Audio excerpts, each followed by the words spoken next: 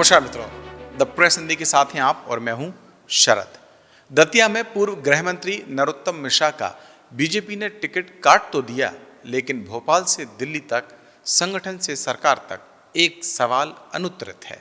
वो ये कि जब टिकट काटने का मकसद नरोत्तम मिश्रा का राजनीतिक भविष्य खतरे में डालना नहीं है, तो आखिर आशुतोष तिवारी की जीत की गारंटी बीजेपी में ली किसने है, जिस आधार पर उनका टिकट दतिया उपचुनाव में फाइनल किया गया।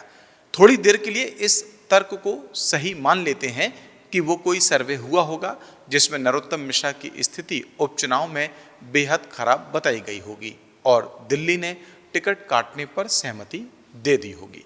लेकिन इस तर्क को मानना लगभग लोहे के चने चबाने जैसा है कि उस सर्वे ने ये रिपोर्ट दी होगी कि दतिया में ब्राह्मण चेहरा नरोत्तम की जगह अगर आशुतोष तिवारी को बनाया जाए तो बीजेपी की बम्पर जीत मिलना अवश्यंभावी है। ऐसे में फिर वही सवाल घूमकर सामने आता है कि आखिर दतिया में आशुतोष तिवारी की जीत की गारंटी आखिर ली तो किसने ली? इस सवाल का जवाब तलाशने के लिए चलिए अतीत के कुछ पन्ने पलटते हैं। 2023 में जब नरोत्तम मिश्रा विधानसभा का चुनाव हारे तो उसके पीछे दो बड़ी वजह मानी गई।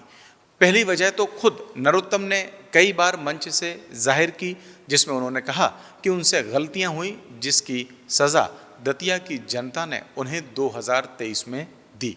दूसरी वजह नरोत्तम मिश्रा के बजाय उन्हें हराने वाले कांग्रेस के नेता राजेंद्र भारती ने द प्रेस हिंदी को बताई थी। इसे आप ध्यान से सुनिए। दूसरा, हमने आपको बताया कि ये अपने ही साथियों के खिलाफ कब क्या कर बैठे, तो इनसे इनके साथ रहने वाले भी भयभीत और आतंकित रहते। तो इनको ठिकाने लगाने के लिए उन्हें भी महत्वपूर्ण भूमिका लगाई, महत्वपूर्ण भूमिका उनकी भी रही। हर तरह से उन्होंने मदद की। और यदि हम वो लिस्ट जारी कर दें उन बीजेपी कार्यकर्ताओं नेताओं की जो आज भी इनके साथ रहते हैं, लेकिन हमारी हर तरह से मदद की, तो इनको इनके नीचे से जमीन खिसक जाएगी। तब नरोत्तम मिश्रा को हराने वाले राजेंद्र भारती की माने तो उन्हें हार कुछ बीजेपी के नेताओं की वजह से ही मिली थी।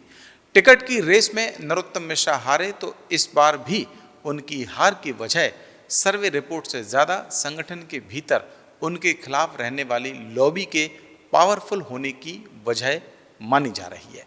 वरना इस बात पर कोई भोला ही भरोसा करेगा कि मौजूदा राजनीतिक परिस्थितियों में आशुतोष तिवारी दतिया में नरोत्तम से बड़े सवर्ण नेता हैं।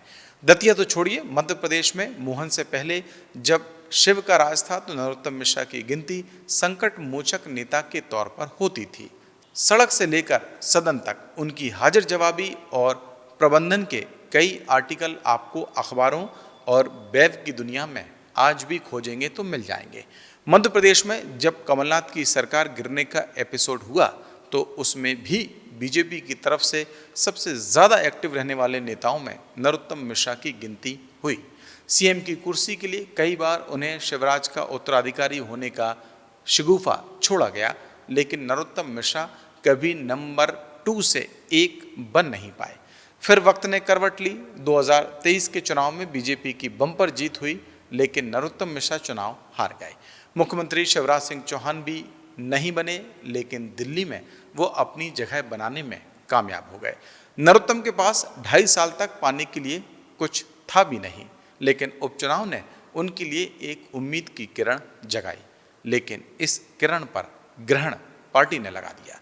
टिकट कटने के बाद दतिया उबल रहा है और नरोत्तम कह रहे हैं कि संगठन सर्वोपरि है। मैंने कल भी विस्तार से कहा था, मैं आज भी विस्तार से कह रहा हूँ, वो पार्टी का निर्णय है। और एक बात जरूर मैं आपके माध्यम से सभी कार्यकर्ताओं से निवेदन करूँगा कि अभी मेरे को जो विजुअल फुटेज सोशल मीडिया पे दिखाए पेट्रोल डालते हुए या मिट्टी का तेल डालते हुए कार्यकर्ता, ऐसा कोई कार्य न करें। जैसा कल कहा था, न मार्ग अवरुद्ध करना है। पार्टी के फोरम पे अपने तरीके से अपनी बात कही जाती है, इस तरह से व्यक्त नहीं की जाती है। नरोत्तम मिश्रा जानते हैं कि बीजेपी में संगठन से बगावत करने वाले नेता कभी अपना अस्तित्व बचा नहीं पाए। उनके लिए मध्य प्रदेश में ही उमा भारती सबसे बड़ा उदाहरण सामने है। इसलिए पार्टी के खिलाफ जाने की नादानी वो शायद ही करें। लेकिन सवाल तो ये है कि आखिर जब बीजेपी को दतिया में एक ब्राह्मण चेहरे को ही टिकट देना था तो फिर उसमें नरोत्तम मिश्रा फिट क्यों नहीं थे? क्या नरोत्तम मिश्रा के लिए बीजेपी ने कुछ बहुत बड़ा सोच रखा है या फिर कुछ बहुत खराब? मध्य प्रदेश की राजनीति का थोड़ा बहुत अनुभव रखने वाली मेरी आंखें दतिया उपचुनाव के नतीजे आने तक उस नेता को तलाश करती रहेंगी जिसने आशुतोष तिवारी की जीत की गारंटी उपचुनाव में ली है। अगर इस स्टोरी पर आपकी भी कोई राय है तो कमेंट सेक्शन में आके हमें बताएं। और अभी तक अगर आपने द प्रेस हिंदी को लाइक और सब्सक्राइब नहीं किया है तो अभी करें और मुझे दें इजाज़त। नमस्कार।